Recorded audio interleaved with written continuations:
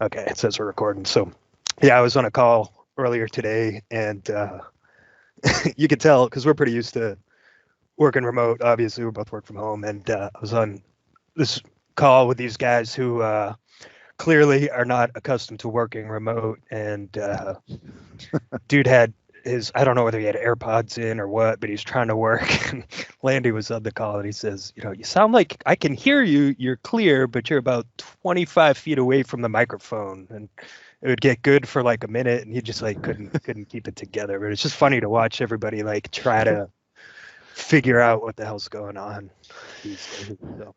It's kind of funny. It's a unprecedented situation where all of a sudden you're not allowed to do the one thing you've been doing for theoretically 40 plus hours every week, as long as you've been working. Yeah, it's that's funny. I don't know. So yeah, tell me the story here a little bit. Happy St. Patrick's Day, by the way. Happy St. Patrick's Day. I'm enjoying myself like one of those Guinnesses, as you can see in the picture right now. It was interesting. I know coming from, Long Beach, California, which is in the Los Angeles County, and they just decided to close all bars, restaurants, gyms, any entertainment. And it made it a little bit rough, like the day before, to go ahead and you no longer can go out. And a buddy of mine came to visit me today, and his quote was, "I don't think I've ever gone this long without drinking on St. Patrick's Day." I mean, maybe that's something to say about being 35 years old. I probably should have a little bit more responsibility St. Patrick's Day. in my life, but no, and that was the one thing that was interesting is that I woke up early per normal, and I wanted to kind of experience this once in a lifetime thing, and I heard all these things about, okay, so we shut down everything, right? Bars can't go to. That's my So I go there. when did that go into effect? Was That was that last night at midnight. So okay? the day before today there. And they just shut down everything all at once. So Midnight. gyms, Yep. restaurants, They just said total social distancing starting at midnight. midnight tonight you can't go. And so actually the same buddy that came over, he's a bartender, and he got off early, made $11 on his bar tab, and then Oof. went to another bar, and basically they were open till about 11, so you kind of got your last bar experience in, and it was mostly just industry people commiserating the fact that Right. I'll live in it. what we do, like, what are we going to do here. Uh, um so this morning I wake up, I don my green shirt because it's St. Patrick's Day, and it was about 6 in the morning, and I realized that most things open between 7 and 8, and I kind of just went on a little bit of a mission just to kind of get out and experience this thing, which was I didn't have any Guinness at this point in time, and I wanted to see as I go out and buy Guinness if I can get toilet paper. And I ended up going to like 7 or 8 different places. And one of the places I went to was like a Ralph's where they had people lined up like outside, like it was a bar, and they had bouncers. But it was like Saturday night, and they were only letting certain people in at a time, and then they were waiting for people to come out. They could do it. It's like it's like 7 in the morning. That's And ridiculous. luckily, the funny thing about it is somehow toilet paper became the currency, because I was able to find disinfectant spray.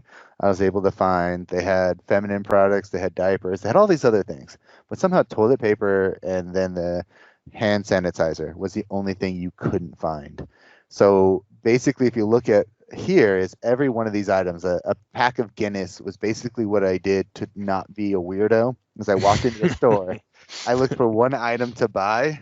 So when I walked to the cash register, when I didn't find toilet paper, to be like, they're like, "Oh, there you go. You I have your wasn't just priorities straight." wandering around aimlessly. I No, swear. no, no. I wasn't just going in here, and I literally spent probably 2.5 hours today, from about 6:30 to 8:30, going to different convenience stores and It's grocery crazy. stores just to see the chaos. Are you so how did you stock up? Like, have you I guess what do your rations look like at your house? Like how confident do you feel you could you know get through a week, or like what's your bar? What's your goal? So the good thing is I think one thing about this is I'm kind of on the opposite end. I'm the layman that thinks that this is all going to blow over, right? Like Okay. I'm the one that's like it's no big deal, right? It's the common cold. We all get it.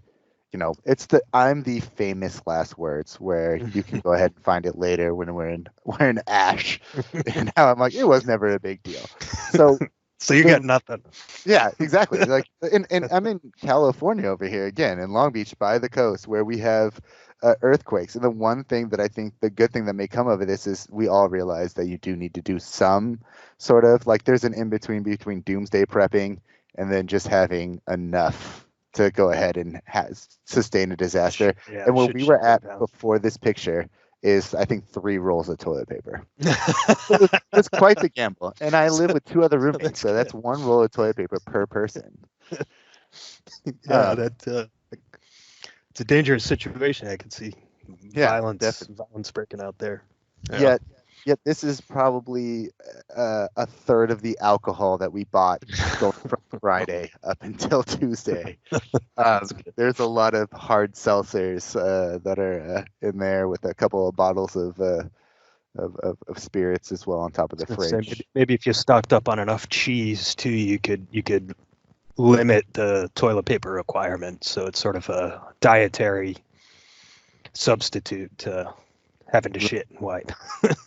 Roommate is lactose intolerant, so it'd only make it worse. Oh no. Well, there goes that. Yeah. Okay, cool. So, I made it out today. Yesterday, I went out to the grocery store. I told you earlier I made the mistake. I found the only brisket I could find corned beef was 11 pounds.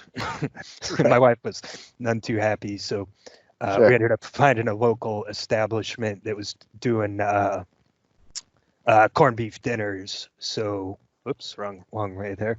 I went and just ordered a couple of corned beef dinners from the local Irish outfit and picked those up and was luckily able to return my 11-pound hunk of beef to the grocery store.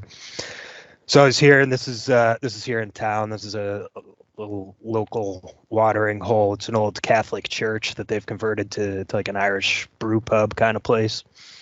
And it's just crazy because obviously St. Patrick's Day, this place is usually just slamming all day long. I mean, this is the kind of place, total classic Irish bar. They've got a countdown like clock that starts the day after St. Sure. Patrick's Day, counting down to the next St. Patrick's Day. So I mean, it's like they're super dependent on it. And I was in there, and fortunately, there are a handful of people I'll get in their corned beef and whatever. But I overheard the owner of the place. That's the guy in the green and white shirt. He was talking to one of the patrons, and he says, "You want a Guinness? I'll pour you a Guinness." He's like, "Shit, I just ordered 16 kegs of it, so you want a couple?" So you just start to think it's like, oh, those poor bastards. This is just this is their big payday of the year, and it's like, he said that too. He's like, man, I was just hoping we could hold out one more day. Like I just needed one more day. But Well, that's an interesting idea that we were tossing around over the fact that me and another guy were drinking in my house instead of drinking out with a bunch of strangers. I may have been a conscious effort because the one interesting thing about where we are now is Los Angeles County, and Long Beach is on the border between Orange County and Los Angeles County. So Los Angeles County has the ban. Orange County does not. So I could literally travel 2 miles to an yeah. Irish bar and spend the entire day there. And self-proclaiming the fact that I am like, it's no big deal, no big deal. I could have easily no big deal and drove, had an Uber and taxi over there and experienced the entire way. But the funny thing is we thought, well, maybe this is such a big day for people to gather that we do not want the spread of a virus to go in there. So it is I in still there a decided to little stay bit. home. Yeah, it is in there a little bit because I decided to stay home. So I think actually, so the governor of New Hampshire, I think was it yesterday that like all this news is breaking so fast it's hard to like keep track of days. But Right. so Massachusetts has a pretty good breakout, and New Hampshire I think only had 17 cases as of yesterday. But they went ahead and Massachusetts announced a ban first, and then New Hampshire announced it within hours. And part of their reasoning was just to that point. They said, "Hey, Massachusetts is they're closing down all their bars and restaurants. We're a border state. We're concerned that all those coronavirus people from Massachusetts will just come over to New Hampshire, and now it'll become a New Hampshire problem." So they were like, "You know what? We'll just do it now. Keep the assholes down in Massachusetts and lock it down." So Sure. same sort of story, but. Yeah, my big adventure out into the world today was picking up my corned beef dinner and returning an 11-pound brisket to Market Basket. The times we live in. Cool. So that's good little intro there. So I think we'll spend the next couple of minutes just kind of looking at a little bit of data. I don't know. I've been watching this John Hopkins thing. I mean, it's a good website. It was super useful when the outbreak was contained somewhat, like just in China, and you started to see countries kind of starting to pop. But I get kind of irritated, and I don't know if it's intentional or not, because I could slice and dice down to US. So globally we're at 197,000 cases, probably be 200,000 by the time we're done with this call. 63, 62 here in the US. Now, what they're missing, so we've got total deaths, total recovered, 108 to 17. To me, is a trend of day over day. Like, how does this look versus yesterday? And that just irritates the hell out of me that they don't have that. So they do have daily cases, but it remains global, which is just like, I don't know whether it's just an oversight or whether it's just me being anal retentive about the thing. But I like to see, because it's kind of hard because the numbers are being updated so quickly. It's like, okay, like what time is the official cutoff? Like, I guess is it midnight East Coast? Or when is it? Like, and how do I go back and say, okay, how many cases were reported in the US as of yesterday versus today, and how many increases, how many we increased by? And not a data point that would be hard to get. It seems like you have that data. It's there. It should be fine. Yeah, exactly. It's just the way they're slicing this down, which is frustrating. So yeah, it's sort of the daily update. We're at 63, 62 here in the US, 197,000 total. Almost 8,000 deaths, 80,000 recovered. That's concerning too when you look at, thinking about flattening the curve and all the talk that's been out there with the social distancing. I mean, you look at globally all the new cases.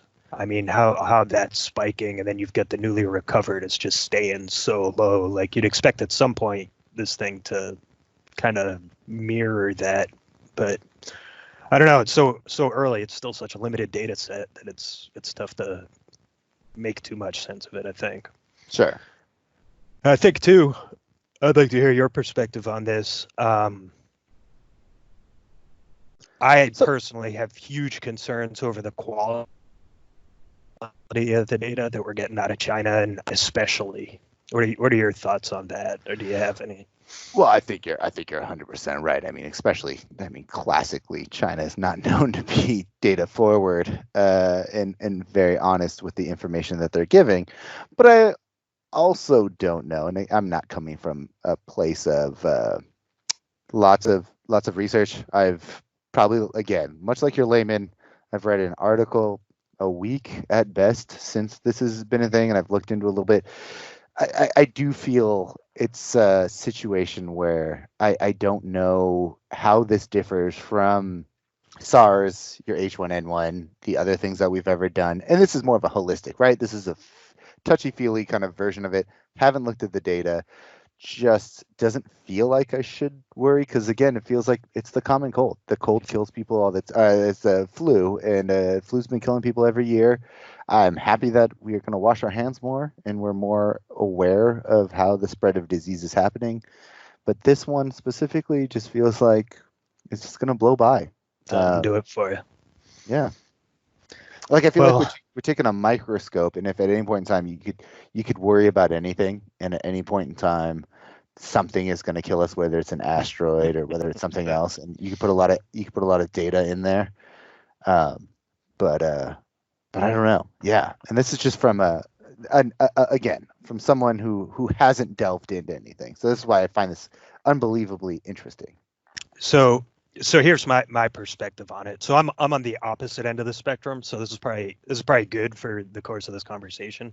Because if you disagree with me, love to hear it. What I've seen, so I've followed this since mid-January. I wasn't right on top of it, but for some reason it just sucked me in. And Sure. I jumped into Twitter and I'm like watching videos and trying to figure out like what's real, what's fake, what's what's really going on out there. And then you started seeing, and you probably saw them, like China built those temporary hospitals like super days. quick, like early into the epidemic, right? And then you started seeing videos of people being like welded into their apartments, and like people with like leaf blowers just like blasting disinfectant through the city. And it was like, for me, it was like, holy shit, like that is not normal. Like that is clearly there's something there that's concerning. And then of course there was a bunch of fake stuff that was out there. So it was hard to, and China being China, tough to, they're not super, like you said, transparent with all their data and information. Right. So it's like you're trying to read through the lines and use your own judgment and be like, okay, what's real here and what's kind of fake, and what if something kind of keeps coming up, maybe there's some truth to it. So for me, it was kind of fun sort of picking through that mystery and trying to decipher it all. But anyways, I saw the massive response in China. Then all of a sudden they said things were okay. And then generally, I think the next, there was some discussion of community spread and individual cases started popping up. There was one in France and one in Italy, I think, early on that popped up, and of course through Southeast Asia. But then you started to watch, or at least I started to watch what was going on in Italy. And it was the same exact sort of thing. And you're hearing those same reports where it was like, okay, people were getting sick.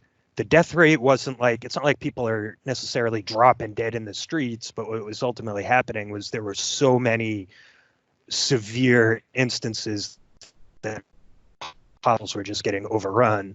So it's severe enough to require hospitalization.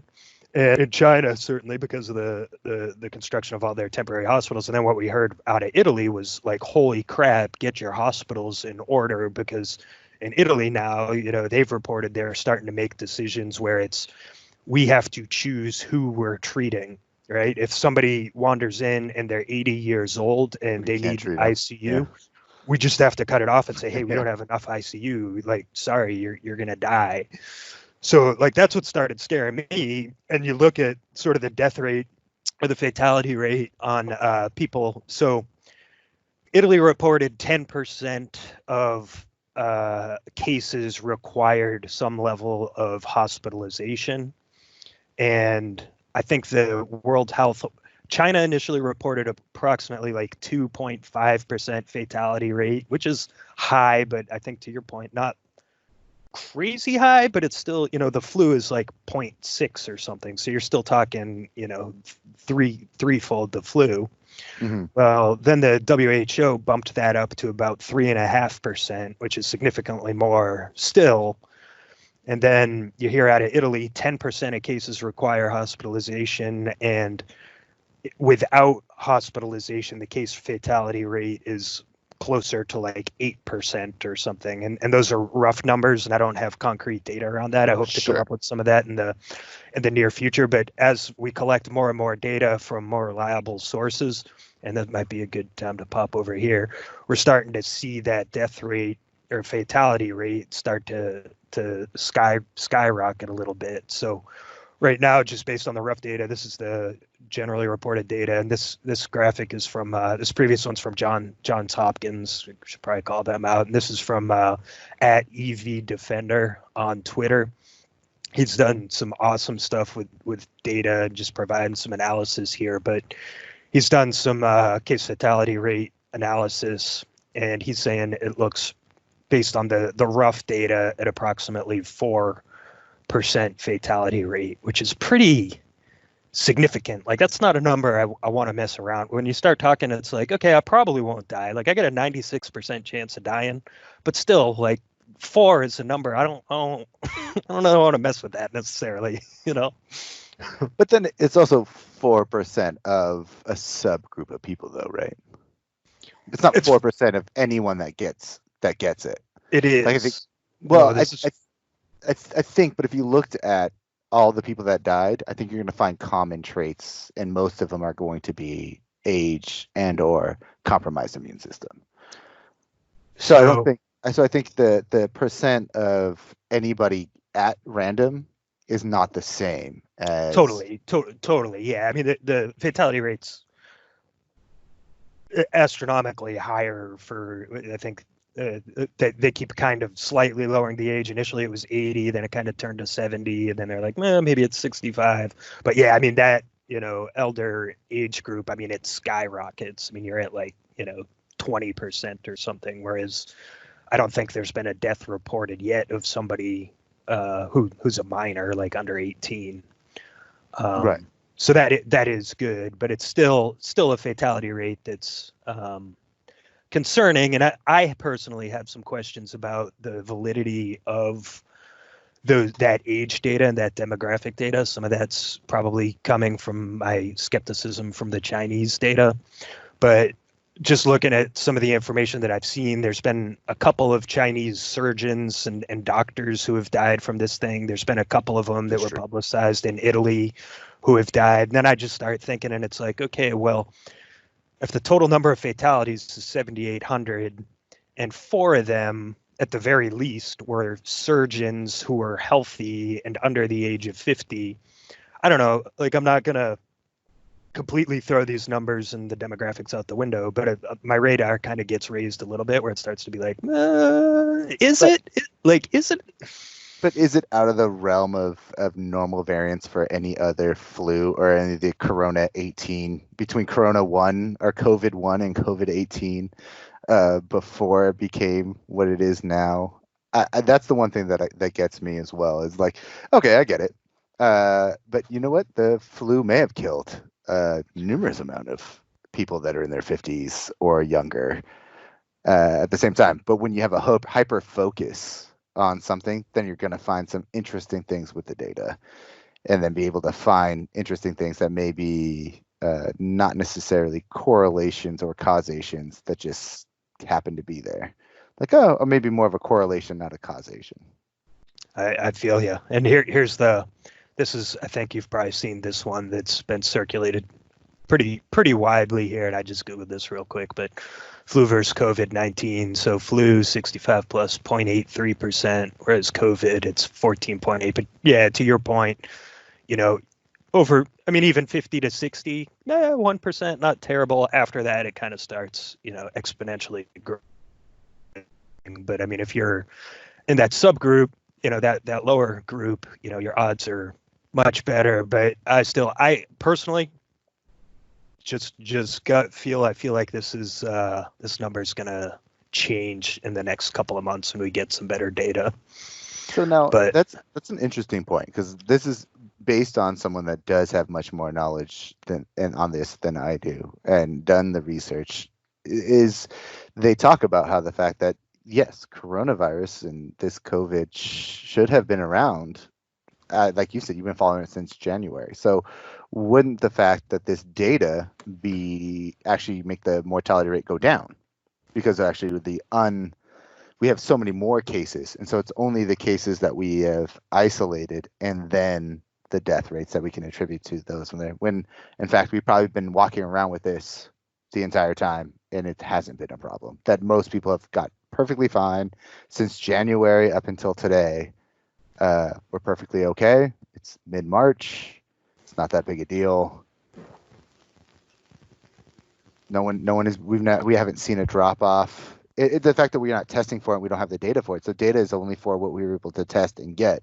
right, When actuality is, if you use the actual fact that everyone has probably had this, they thought they may have had a mild flu and have gotten over it, and were now moving on, the fact that we see new cases popping up is only because we happen to be looking at it in like a Schrodinger's cat kind of situation. Well, I mean, I think this particular strain, I mean, the hypothesis is that it originated, jumped from bats to human. You know, there's two different stories. It jumped from bats to humans in Sure. October, November, whatever the case was. And then the conspiracy theory is, you know, it was developed Sure. either Sure. in a Wuhan lab, Right. or, you know, I've heard alternative theories. China the other day was actually throwing it out there that it was developed by the US and then unleashed on China. Sure. I've heard stories that China China's stole it from a Canadian lab. So it's I don't That's know, it's also an going to be interesting interesting. part of this entire thing, which brings me to the point what I thought was really interesting as well, um, which my argument from where I stand is it's much like when you get into a severe accident and you get severely injured and people say you're in shock and how people can die from shock.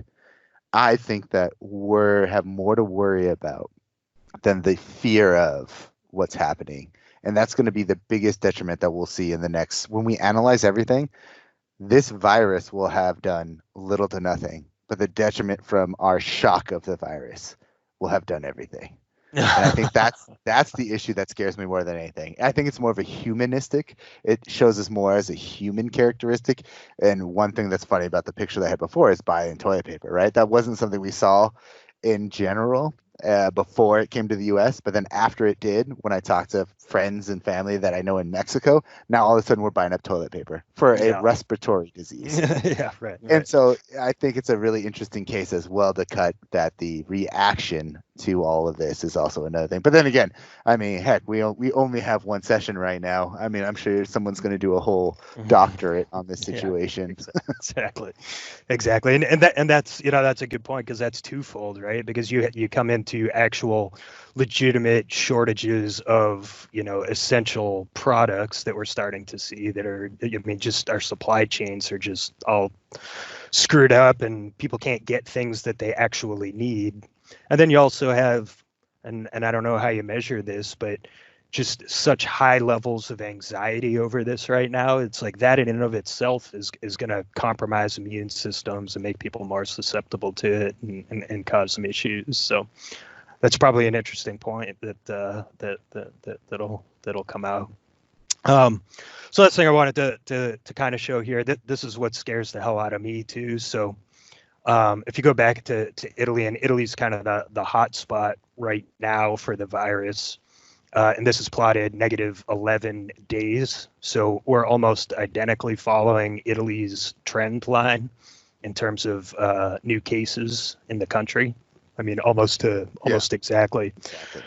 And what concerns me about this is early on, Italy did a good job of containing their cases to the northern part. I believe, right? So from what I've read, Sure. the initial outbreak was south of Milan, or you know, in that general region, and then they were pretty quickly put lockdowns in and restricted travel. And I think what we've seen in the United States has been a little different, because we had the initial outbreak was in Seattle, and then there was one in LA, in your neck of the woods, right? And then there was one in Boston, and then I guess there's another one in New York. So you've really got four kind of simultaneous hot spots going on at the same time. So my concern is actually these guys were relatively confined to one geographical area and metropolitan area, whereas we have it going on in four, or I guess three if you want to lump Boston and New York into one, but it's really four different hot spots. So I think there's a chance that, and we'll know in a few days, but I think there's a chance that it looks worse. The picture looks worse in the U.S. than it does in Italy, and that we were too late to start to initiate some of these social distancing measures. Is my 2 cents. Well, think you're I think you're absolutely right in your consensus, and I think it's actually, if you're using that, to be way worse. Because I mean, really, if you look at there, it says February 24th, and that's just when you started testing it. Again, it's a multicultural. I mean, I have a roommate who works in the furniture industry who has people going to and from China all the time. Yeah. And so if you've been following this from January, you've had people Right. going back and forth.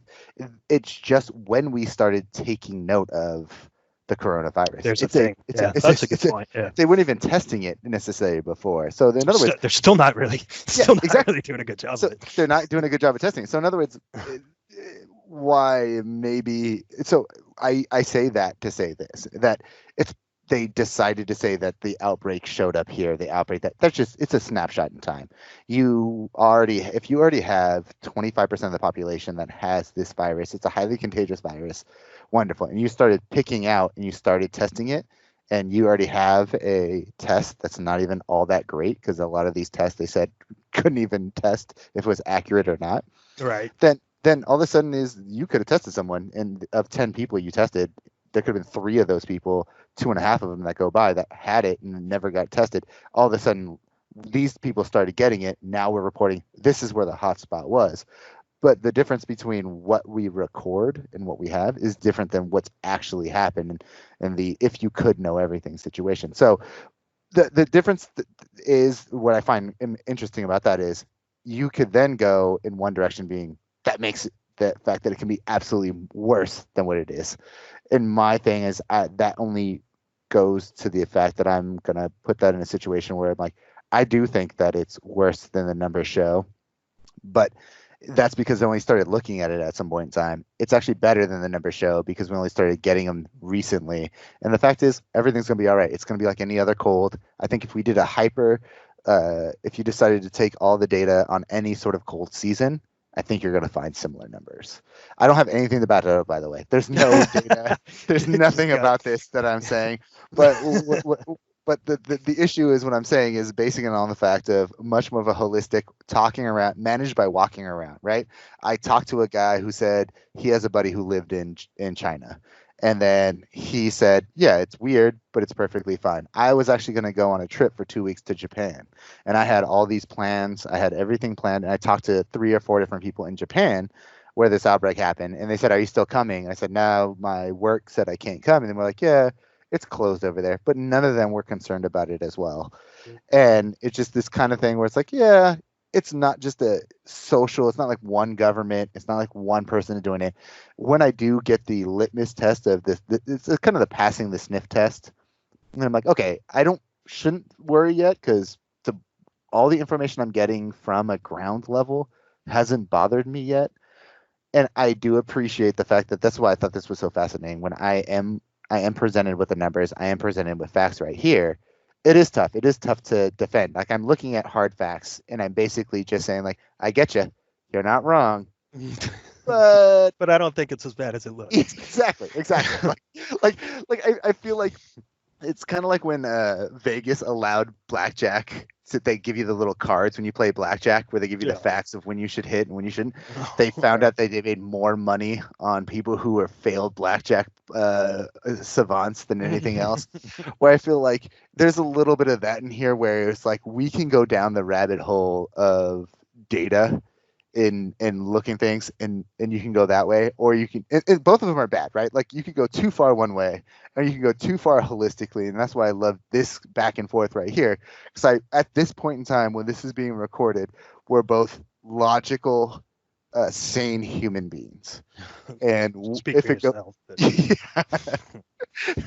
I love the thing is, the only thing that's really different about us, this is a great cross structure about or cross section about the fact we have similar titles, we both have advanced degrees, we both have similar jobs, we just happen to be on East Coast, West Coast. So I love the fact that we're both similar aged.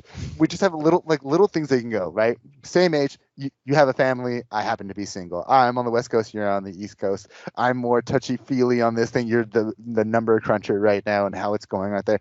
And I love the aspect of this is how you like, okay, it's debatable. No one can say one way or the other. I mean, I think you actually have more basis to say yours than I have my position. Yeah, we're all fucked, man. We are fucked. Okay, one thing we know is, at the end of the day, I do know the simple fact is I woke up this morning and tried to get toilet paper. And if you told me a month ago, the one thing you would never be able to get, you could literally sell sell on the street is toilet paper hand sanitizer. That's 99 cents for a gallon of it ahead of time because it's water and alcohol with a That's gel.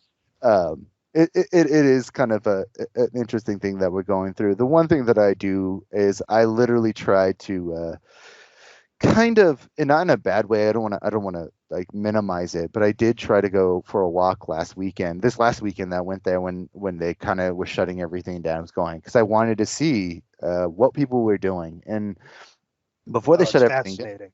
yeah, I was still seeing it was interesting because I didn't see the local area where people still walk their dogs. People were still out. Didn't see many people still doing the Sunday fun day. They had the brunch with the mimosas.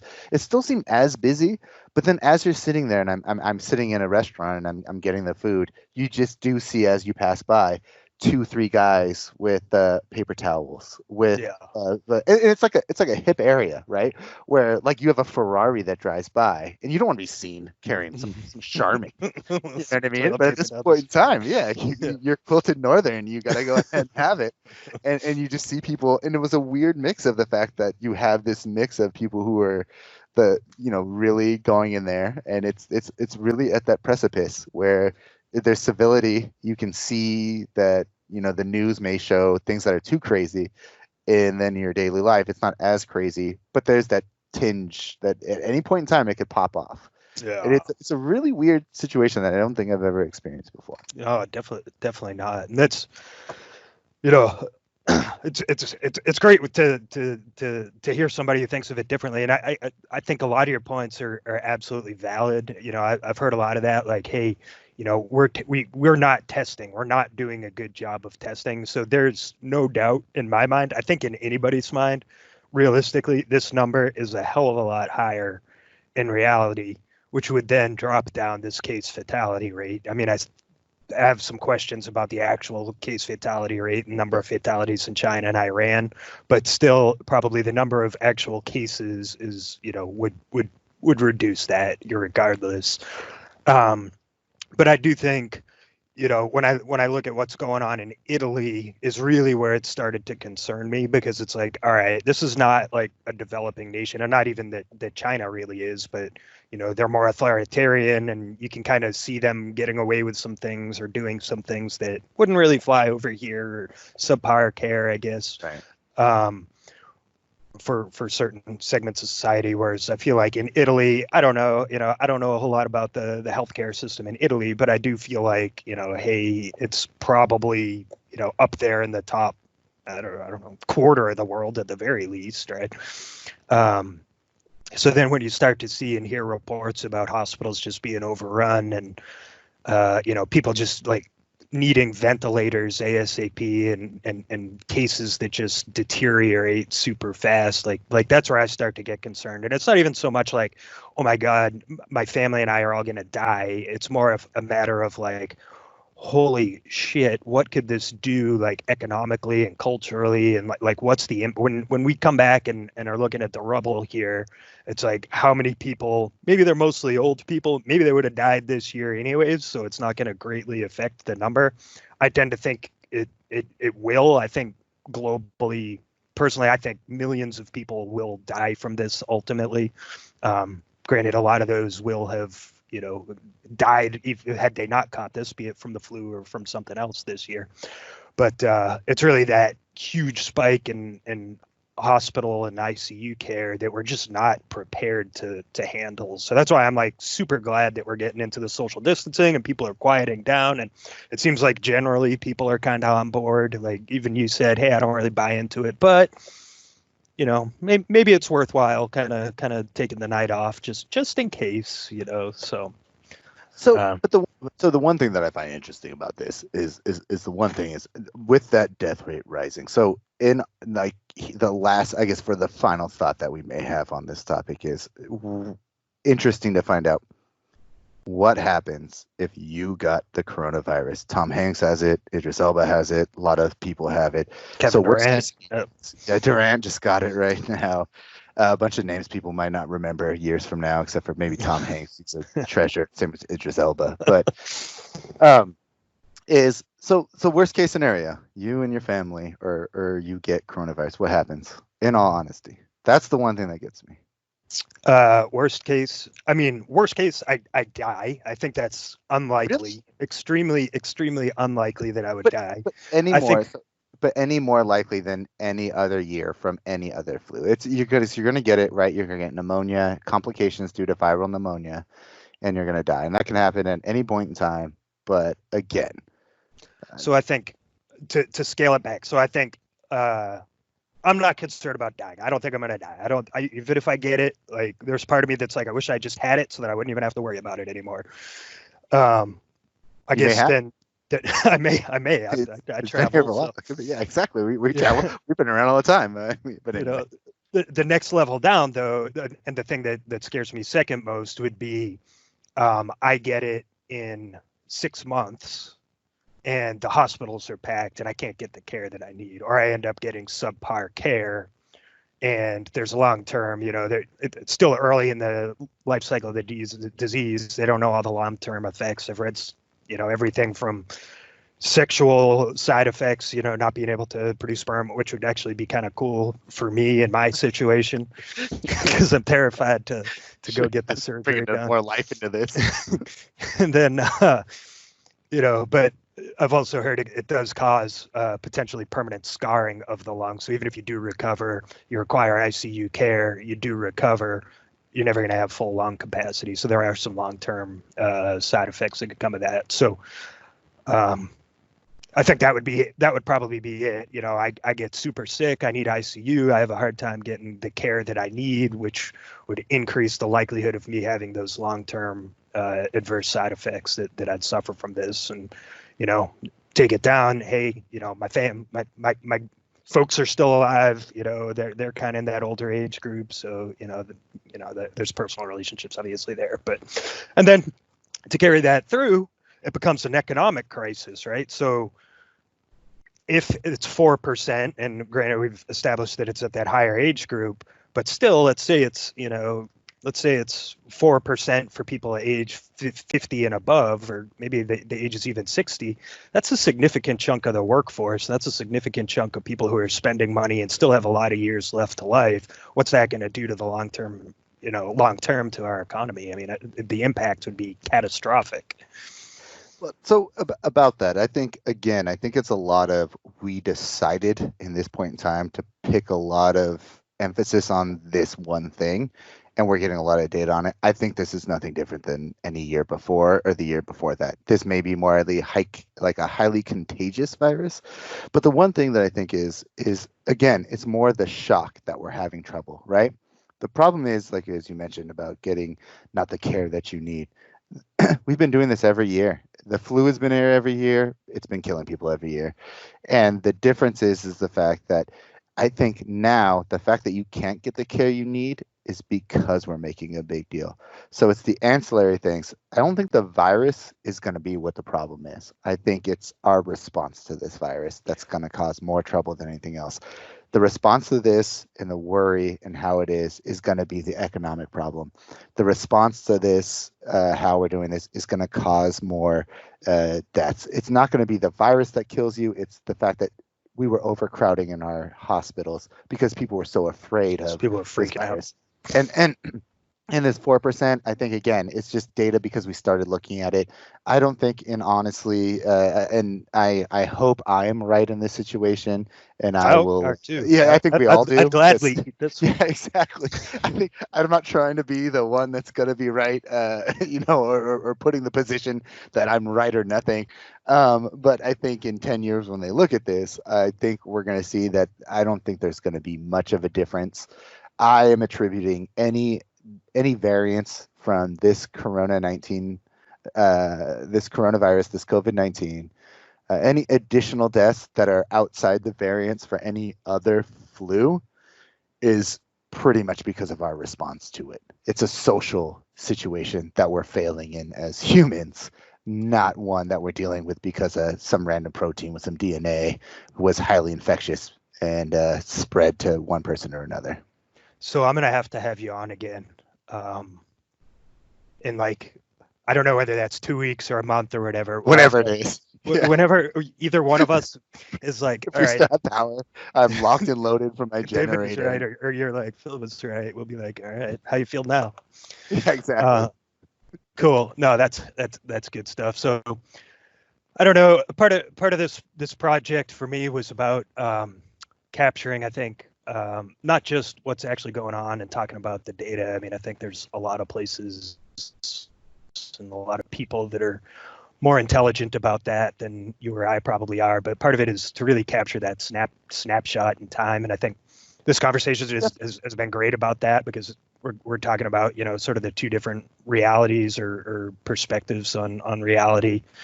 But the other piece of it is really looking at, and this is almost a sociological experiment where it's looking at, the information that we're presented with and what we're seeing and what's out there and sort of what the general response is to that. So um, next, I'd like to just go through, and I don't know if there's anything that's going to pop up here. I haven't, I've looked at some of the coronavirus updates news, but just kind of scroll through it and see if there's like something that's interesting that is, something to talk about, that's new news here. So I anticipate we'll see a lot of closings and, countries walling off borders. We've got not, I wish that they didn't fire those ads off at full volume.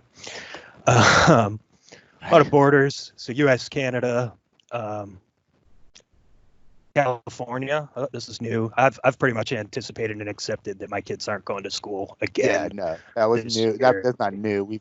No kids are around, which I live next to a high school, literally across the street. I'm fine with it. This is great. It gets them back at home with those. I have to deal with them every day. Around they're smoking Yeah, pot behind in the alley. Now their kids, their parents have to deal with them. yeah, so you're on the flip side of it. For me, that's one of those minor differences we do have. They're at my house, and I can't send Right. them over to their friend's house. It is an interesting thing as we're scrolling through there is the fact that they did say something in LA County. I think they said it was something ridiculous, like 8 out of 10 kids in on the LA school system rely on the a meal from school. Oh yeah, as to get their thing, and minor health care, mostly just probably getting just cuts, bruises, and coughs and stuff like that. But interesting that now they're home where they're getting their food. And just to think of the logistics nationwide, right? So, I mean, New York alone is over 1 million children. I mean, and that's just like New York City. So it's like, Right. God, that's a million kids. And you got to think about, childcare, like all those parents that need to take care of those kids. There's a lot of them that are dependent on those meals, special education needs. Oh, did you see this one? This is a good one. So I guess a air traffic controller tested positive for it at O'Hare or at Midway. Right. So Wow. there's a bunch of they've closed down the air traffic control tower, and there's a bunch of new cases there. Again, wouldn't the reaction to this? Some guy showed up to work with the flu. Now we're shutting down the FAA. And see, that's the one thing I look at. It's like, okay, you know what happens? There's probably a lot of people who have the coronavirus and now just don't want to say anything. I don't want to. I don't want to be the pariah in my corner. I'm gonna act like everything's cool. I'll argue with you on that, because I think that it's so new and it goes without showing symptoms for so long that these new positive identifications, like that guy, he might be okay right now, or maybe he just got his symptoms, but he's probably been carrying it for a week plus. Sure.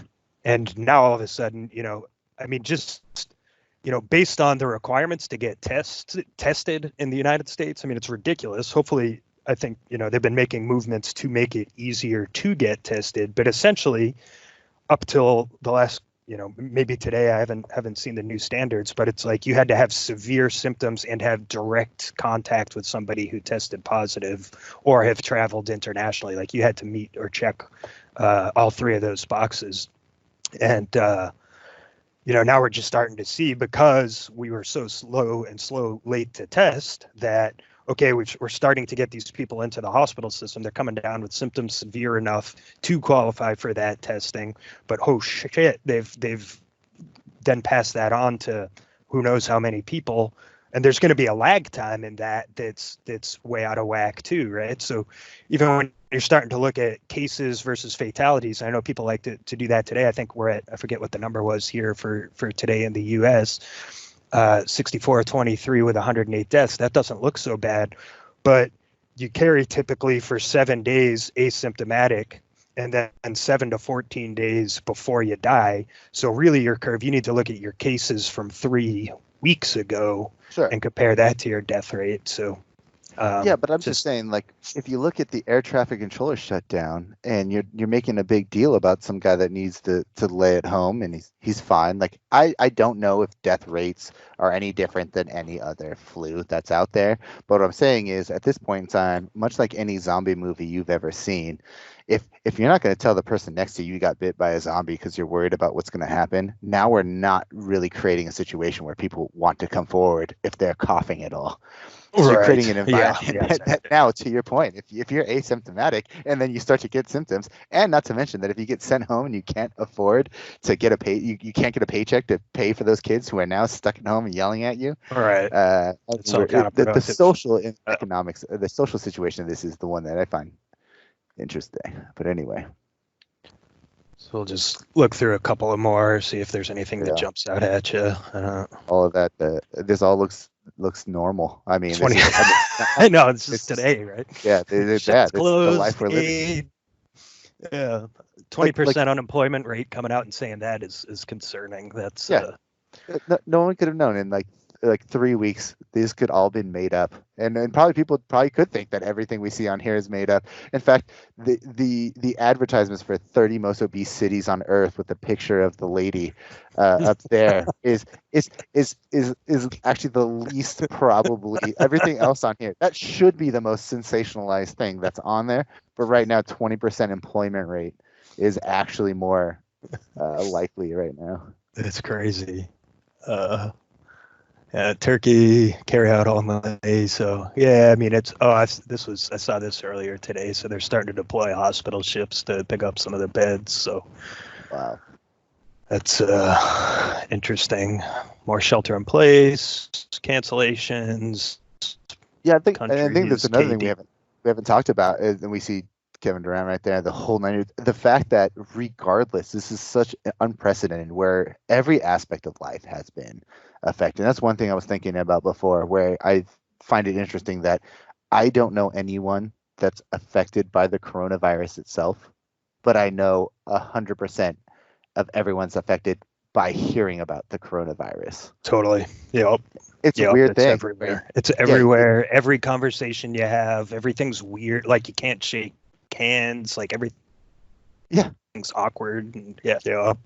It's infected my life, not my body. That's a good way to put it. Hopefully it stays that way. This one was. I had a bad moment when I saw that West Virginia finally got a case. There was a little part of me that was like, "Finally, you bastards!" Like I was like, "Get on the board." I was like, "Good, I'm glad." Because now you need to react. Because before you could act and be on your high horse and didn't have to do anything. But it's true. I mean, I think either way, this is a good exercise in what to do in a pandemic. Whether you're on my side that may be too light, or you're on the other side that may be too heavy on it, this is a true fact that regardless of what can happen, we do need to be prepared. And I think that's the one thing, the lesson learned is, again, pandemics and epidemics 101. We do need to be better as a person, and everybody needs to be better. If at the end of the day, everyone just learns to wash their damn hands, that's all that matters. Yeah, right. Exactly. And not cough on each other.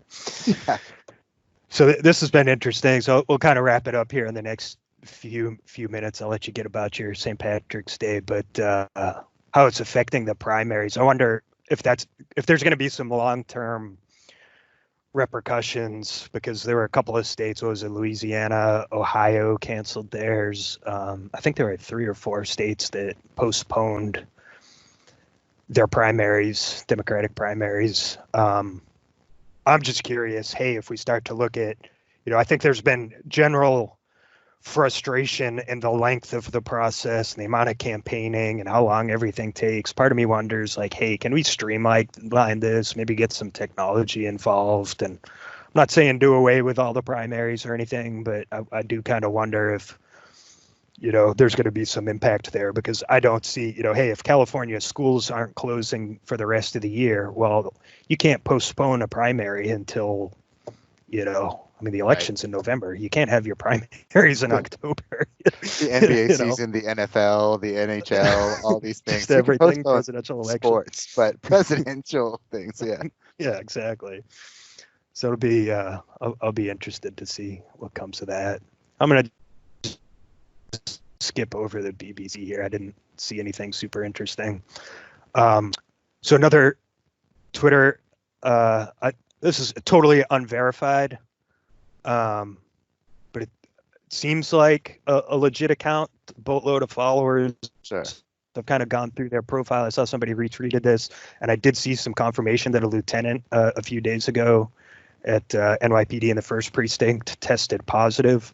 Here's a report that says 30 police officers in that precinct have now tested positive. So it'll be interesting to see. I mean, obviously, if it's widespread among the police department, it's going to be widespread in the jails and everywhere else, and that's going to have some sort of impact. So that'll be interesting in the upcoming days to start to keep an eye on, I think. I did overhear, and this was completely conjecture, I heard from that a lot of the nonviolent out here, I heard that. Like 1,000 days, so basically 3 years off the sentence to let them out, to not have to get them out there, which is interesting, to say the least. Yeah, so I read that somewhere earlier today. I don't remember where. I also saw yesterday there was a prison riot in Brazil, and like 1,800 prisoners escaped. And there was just like video of these guys just like running, getting out. I'm out. Never done. Iran, Iran unloaded a bunch of their prisons. They're just, Yeah, that was funny. That was another funny aspect of Iran, right? So in Iran, the one reason why it was so rough is none of them believed in their government. They just thought it was so bad. So the distrust of the government led to the fact that none of the people wanted to listen to what was going on because they thought it was a hoax. So it's another interesting social aspect of this. So here's another. I talked about this guy yesterday, or gal, whoever it is, BioBreakout, at BioBreakout if you're on Twitter. So this person, I scrolled back a little ways. I don't know who this is. It's an anonymous account, obviously. But I saw something that got retweeted, and this person was, I started going back through their profile, and it's mostly financial stuff, but at some point in time, this person, so this is March 1st. Where's the panic and hysteria about influenza? Already 16,000 deaths and counting in the U.S. this season. Compare that to COVID-19. And this is kind of speaks to your point, right? So, even in the worst, hardest hit at the time country in China, there were only 2,200 deaths, whereas in the United States, 16,000 deaths from the flu.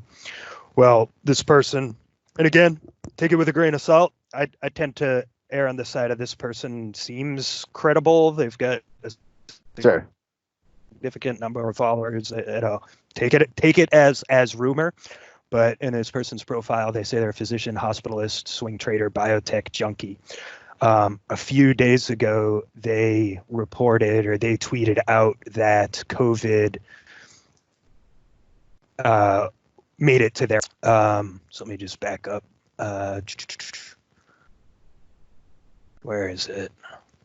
Markets. I don't want to kill a whole bunch of time doing this, but he said the first case made it to the hospital ultimately, and he was like, I'll let you know. I'm going to keep this updated, kind of no big deal sort of thing. And then he's kept it, or she has kept it updated, and it's been astonishing watching this person just completely 180 on it. So they've kept some updates. Hey, all elective surgeries and procedures have been postponed for at least 2 weeks to free up resources. The battle's just beginning. So far, I've tested 5 confirmed patients requiring hospitalization, currently 14 suspected. I can tell you that in 18 years of medical practice, I've never seen anything like this. They actually responded out, so he was responding to some tweets. Hey, so please don't take it the wrong way. Are you changing your view about previous tweets, such as the influenza point? He says, I was wrong. This is not the flu. And yes, stay home. We must flatten the curve. Our health care system will be paralyzed. So this person, if you're interested, if you're on Twitter, I think is a great follow. They're given daily 3, 4, 5 tweets a day. Just, hey, what's going on out there? And you've just seen a complete 180 in their perspective on how this thing's heading. Yeah, I mean, it is interesting. I do have a fair amount of, I have like a family member who just tweeted something out. Well, tweeted, he actually sent it in a family email about how they have, and he's a neonatologist, so it's not affecting babies. But he said they have the first confirmed case in Iowa, and he's waiting for the issue to go above and beyond. But again, I'm wondering if it's the actual virus that's causing the trouble, or the influx of people thinking they have a problem that's bigger than it really is that's causing this issue. Yeah. Here's one that was just from 4 hours ago.